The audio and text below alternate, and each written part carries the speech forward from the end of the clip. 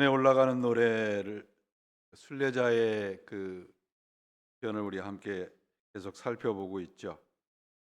예, 오늘 1절 말씀에 보면 이스라엘은 이제 말하기를 그들이 나를 어릴 때부터 여러 번 괴롭혔다. 그렇게 말을 하고 있어요. 그런데 이 시인이 이제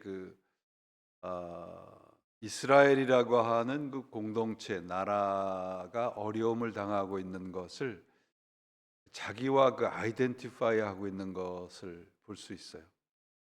내가 괴롭힘을 당했다. 근데 여기서 나라고 하는 것은 이스라엘을 말을 하거든요. 그러니까 이게 굉장히 중요한 의미를 가지고 있는데, 우리가 공동체라고 하는 것은 에, 나와 너가 없는 거죠. 그러니까 이 담이 무너진 상태를 우리가 공동체라 하는데, 이제 내일 주일 말씀에도 잠깐 말씀을 드릴 기회가 있을 것 같은데, 여러분 우리가 이런 나와 너와의 그런 이 담이 무너진 곳이 가장 대표적인 곳이 가정이잖아요. 그죠? 부모가 자녀에게 뭐 자녀들은 조금 모자랄지라도 부모에 대해서 조건적인 게 별로 없잖아요. 가정에서는 그렇다고 보면 하나님이 우리들에게 원하시는 공동체는 그런 거라는 거죠. 그래서 이 시인이 내가 괴롭힘을 당했다라고 하는 것은 자기의 개인적인 고난을 말하기도 하겠지만, 이 나라라는 공동체가 어려움을 당했다. 상대방의 괴로움이, 상대방의 고난이 내 것으로 느껴지는 거예요. 그러니까 이런 거를 공감이라 이야기를 하기도 하지만, 바로 이 시인은 이제 그런 것을 우리들에게 이야기를 해주고 있습니다. 이스라엘에 대해서 뭐라고 얘기를 하냐면, 그들은 집 앞에 놓여 있는 그런 신발을 털어내는 신발 털이기와 같다, 그런 표현을 사용을 해요. 그러니까 밖에 나갔다가 집 안에 들어오기 전에 신발에 있는 흙을 이제 깨끗하게 하는 게 신발 털이개잖아요. 그러니까 이스라엘은 수많은 민족들이, 주변에 있는 그 민족들이 이스라엘에 대해서 그렇게 어려움을 주었다라고 하는 표현으로 그런 이 관용어처럼 사용을 하더라고요. 그런데 이 시인이 2절에 뭐라고 얘기를 하냐 그러면 2절 말씀, 그들이 나를 어릴 때부터 여러 번 나를 괴롭혔으나 나를 이기지 못하였다, 그런 말씀을 하고 있습니다. 여러 번 나를 잔인하게 괴롭혔으나 나를 이기지 못했다. 이기지 못했다라고 하는 것은 내가 승리했다라고 하는 표현이 아니에요. 이것은 내가 괴로움, 어려움, 고난을 당하는 이 한복판에서 하는 고백입니다. 이 시인이 우리들에게 가르쳐 주고 있는 것은 뭐냐 하면, 그들이 나를 이겨내지 못했다라고 하는 것은 내가 고난에서 이겨서 승리했다라고 하는 표현보다는, 그런 어려움 속에서 나는 그 어려움에 지지 않았다는 표현입니다. 왜 그런 표현을 하는가 그러면, 이 3절에 보시면 굉장한 오늘 이 129편이 굉장히 표현이 문학적입니다. 그런데 이 129편에 있는 말씀의 표현들이 그 당시에 사람들이 항상 사용했던 관용어구예요. 밭 가는 자들이 내 등을 갈아 그 고랑을 길게 지었다. 이건 고난 속에 고통을 당하는 사람들이 그 당시에 흔히 사용했던 표현이라 해요. 그러니까 여러분들 보시면 이 3절에 밭 가는 자들이 내 등을 갈아 그 고랑을 길게 지었다라고 하는 표현하면 뭐 생각나는 것이 있으신가요? 예수님의 고난 당하셨을 때, 십자가를 지셨을 때 채찍을 맞으시는 등을 이제 생각하시면 이 표현이 그대로 딱 맞습니다. 그러니까 그렇게 어려움을 당하고 있다는 거예요. 어떤 존재인지 모르지만 나의 삶 속에 이 마치 그 편편한 그 흙밭을 고랑을 파서 깊게 그런 고랑을 내는 것처럼 그런 어려움이 있었는데 나는 그 절망에다가 나를 맡기지 않았다. 그런 표현이 이제 2절 말씀입니다. 신앙을 갖고 살아간다고 하는 것을 여러 가지로 표현을 할 수 있겠습니다만 이 세상은 모든 게 다 순간순간 변하잖아요.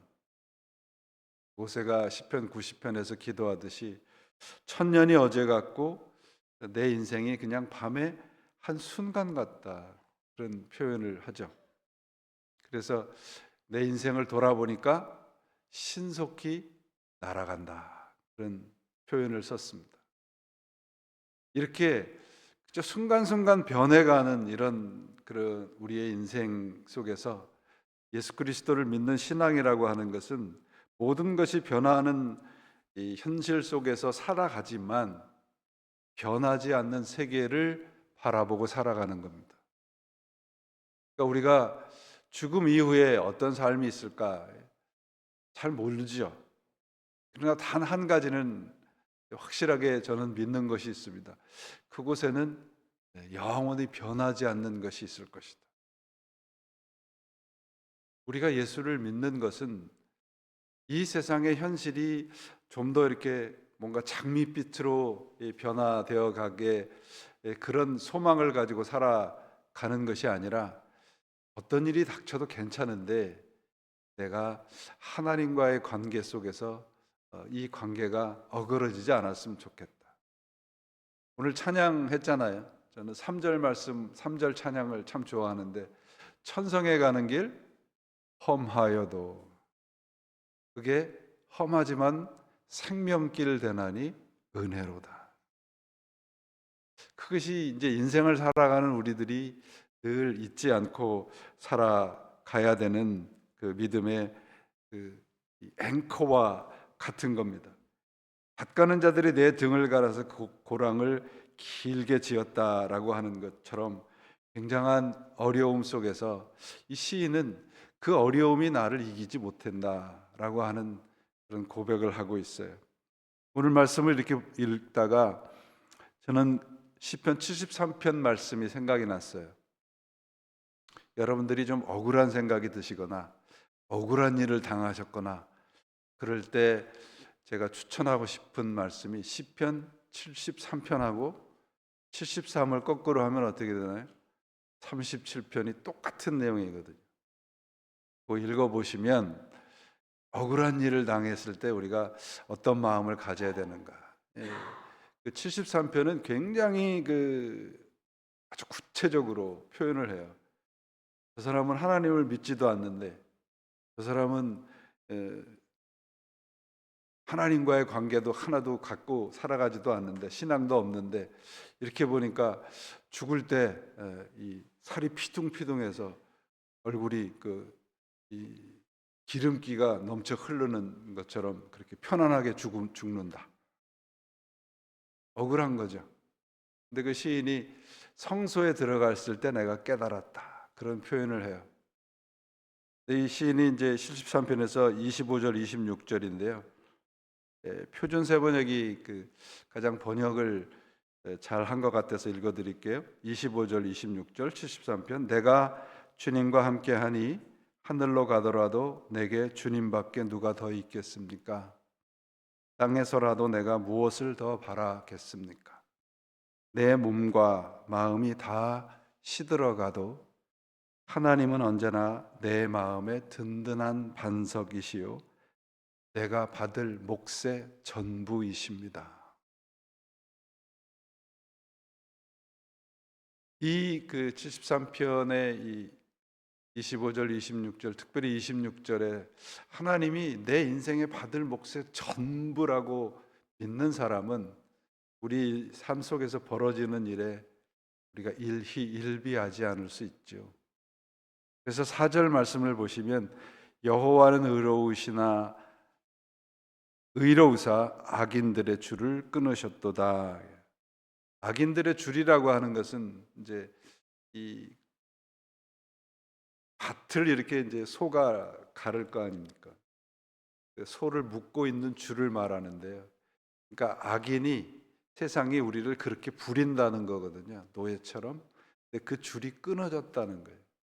악인과는 우리가 관계가 없다. 하나님을 모르는 사람과는 관계가 없다는 표현인데 앞에 의롭다라고 하는 게 참 중요합니다.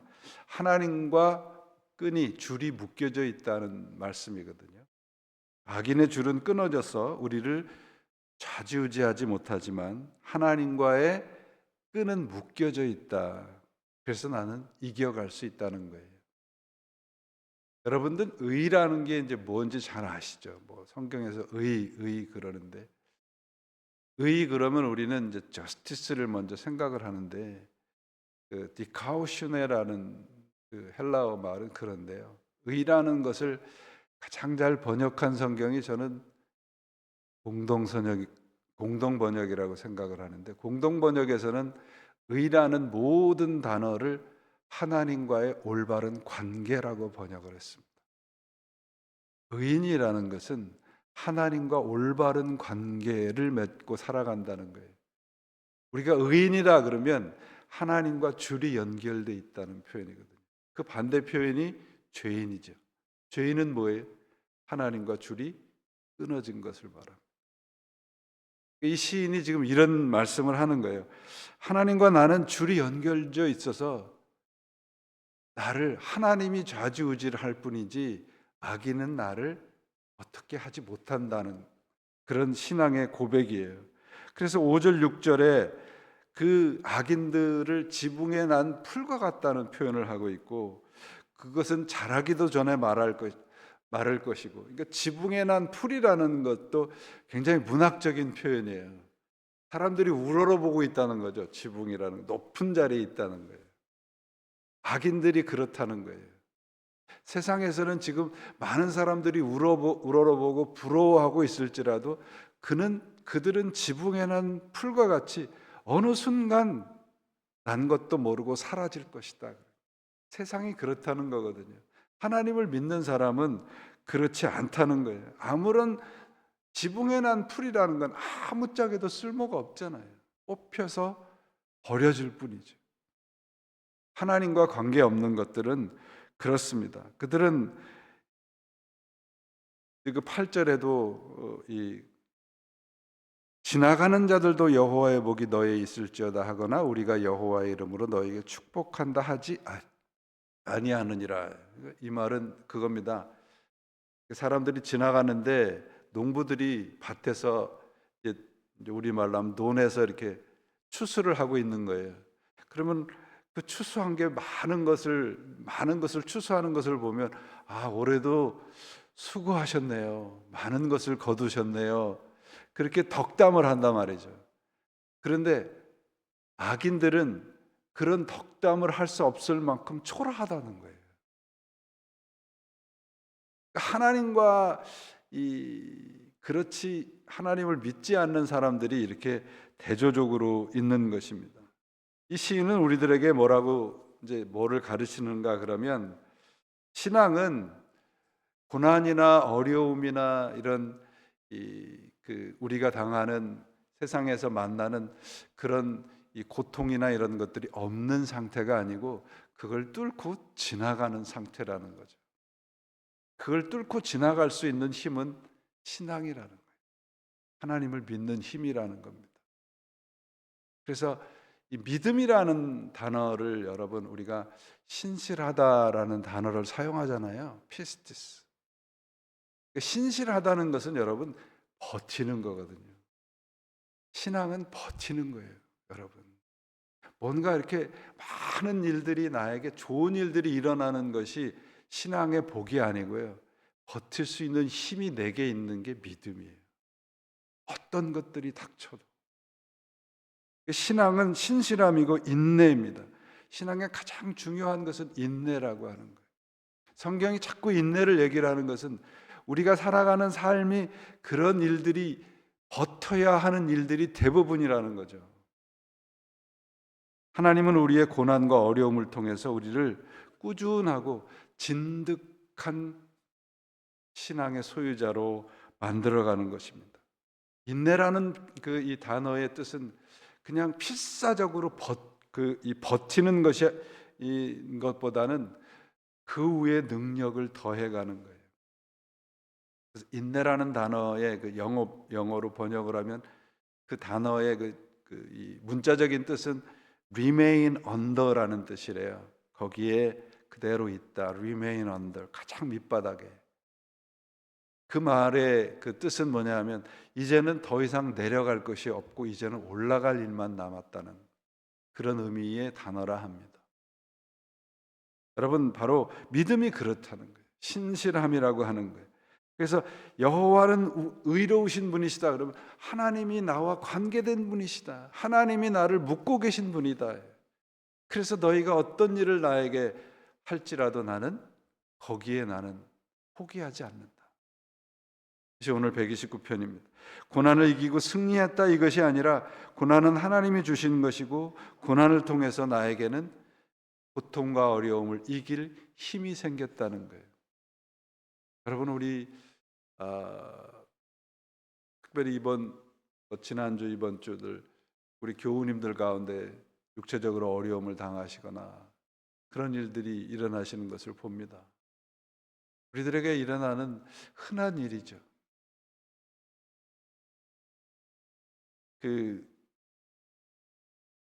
제가 지난번에 있었던 교회에 저를 참 사랑해 주시고 그랬던 권사님이 한 분 계세요. 네. 저희 어머니하고도 이제 연세가 같으셨는데 그분은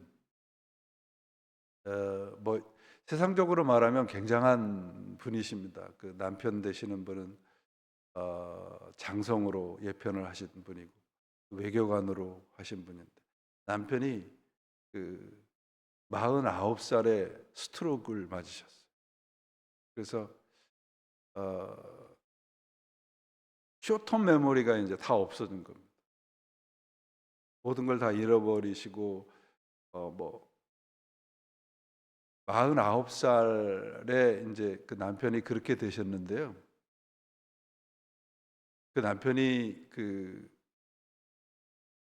92에 돌아가셨어요. 그러니까 근 50년을 그 권사님이 옆에서 돌보신 겁니다.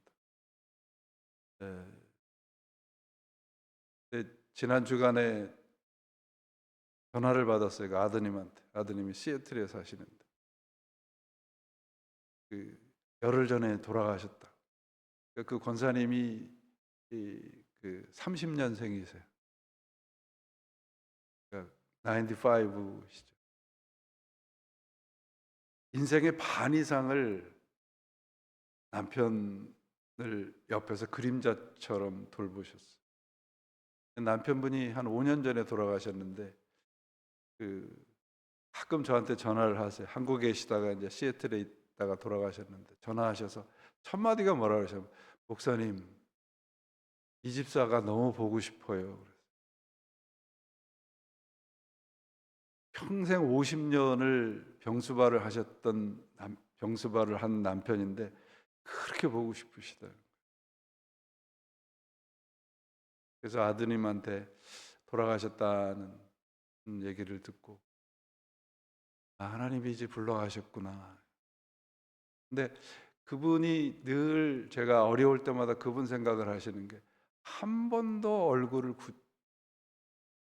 힘들다는 표현을 하시거나 힘들다는 얼굴을 하신 적을 한 번도 본 적이 없어요.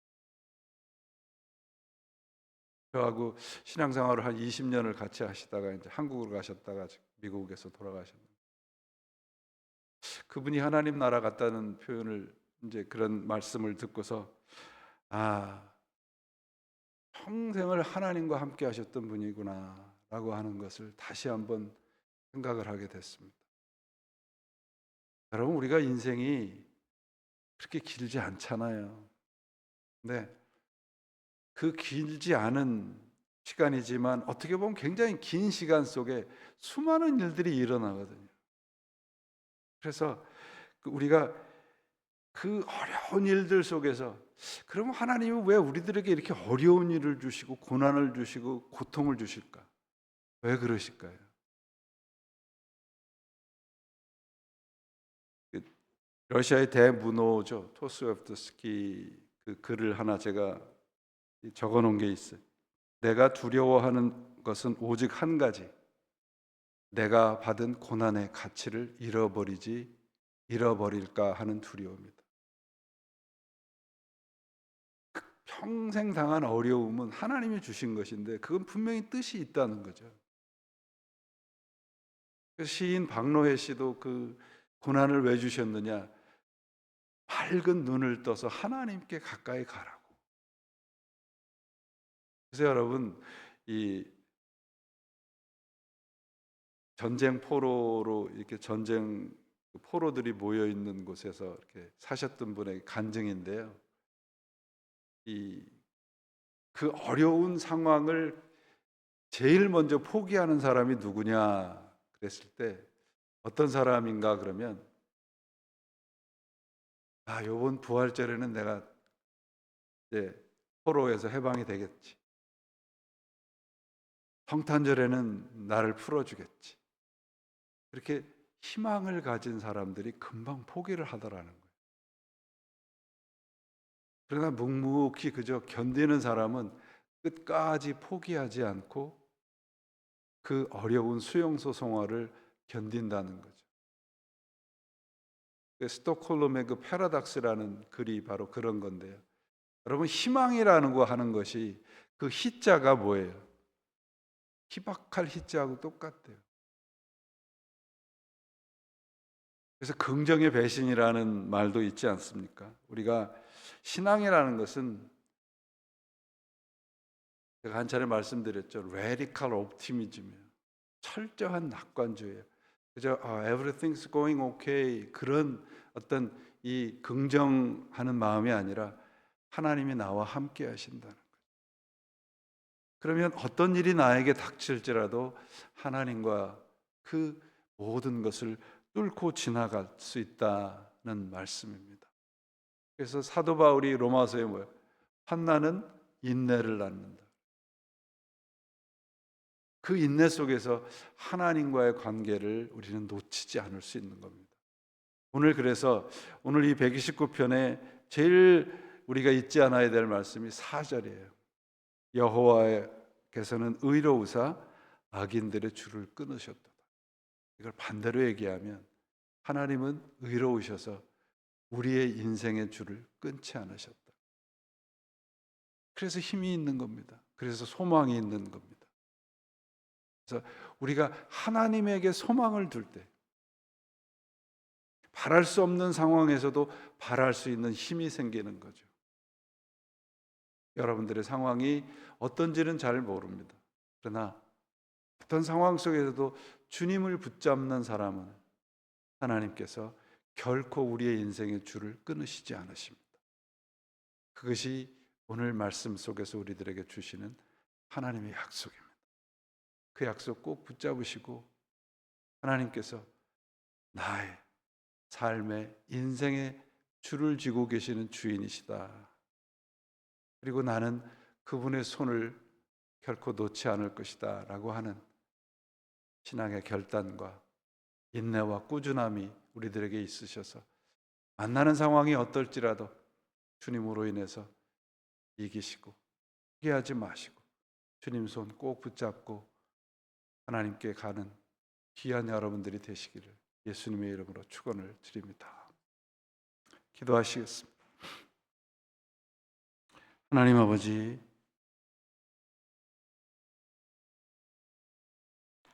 우리가 만나는 수많은 일들이 하나님의 뜻 가운데 일어난 일임을 믿게 해주시고 그런 일들 가운데 저희들이 견디기 참으로 어려운 일들이 참으로 많습니다. 왜 이런 일들이 우리에게 일어날까? 우리는 이해하지 못할 때도 참 많습니다. 그럴 때마다 하나님을 떠올리게 해 주옵소서. 하나님을 믿게 해 주옵소서. 주님의 이름을 부르며 기도하게 하시고 그 기도를 통해서 하나님의 음성으로 우리의 삶의 그 한복판에서 이기고 살아가는 저희들이 되도록 역사해 주옵소서. 하나님, 오늘도 주의 말씀 꼭 붙잡고 흩어져 기도합니다. 그 기도에 골방골방들 찾아오시고 꿇는 무릎들 가운데 하나님 힘 주시고 능력 주셔서 주님 손 꼭 붙잡고 이겨가는 저희가 되도록 역사해 주옵소서. 무엇보다도 하나님은 우리의 상황을 가장 잘 아시는 분이심을 믿습니다. 무엇이 필요하고 무엇이 필요 없는지도 아시고 우리의 삶이 어떤지를 가장 잘 아시는 분은 하나님이시기에 오늘도 주님의 손을 꼭 붙잡고 기도하오니 하나님, 우리의 기도 가운데 역사하시고 하나님께 드리는 기도가 개인의 기도이든 가정의 기도이든 공동체의 기도이든 오늘도 응답받고 돌아가는 귀한 자리가 되게 해 주옵소서. 우리 구주 예수 그리스도 이름으로 간절히 기도합니다. 아멘.